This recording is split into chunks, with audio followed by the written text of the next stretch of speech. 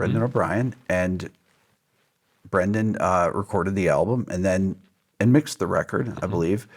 And then Brendan told me you convinced him to come out to LA to work on the Chili Peppers record.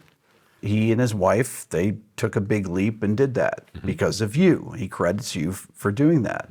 I believe that Andy Wallace worked on the Slayer record. I want to talk about that. Andy Wallace was one of the house engineers at Shakedown, where Adam Yauch worked, and where this Arthur Baker studio.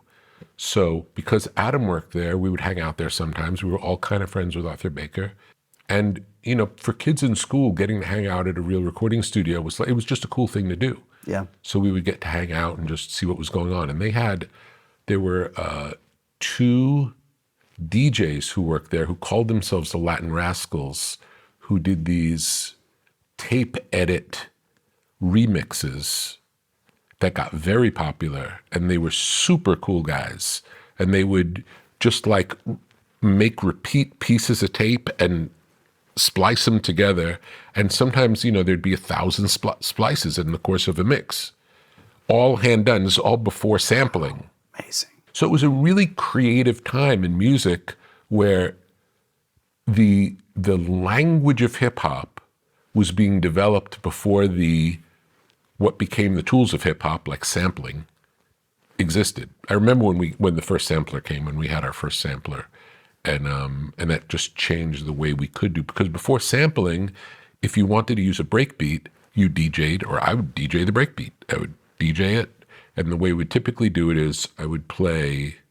Let's say it was Walk This Way, for example. I programmed the beat for Walk This Way, but had I used the breakbeat, the way it would have worked would have been bis dat ba boom boom dat stop, and then bis dat ba boom boom dat. So every other one would happen on track 1, and then on track 2 you'd fill in the in between. So you'd listen and you'd hear bis dat ba boom boom dat, and then bis dat ba boom boom dat, and the first one would play again on track 1, and then you'd do it on track 2.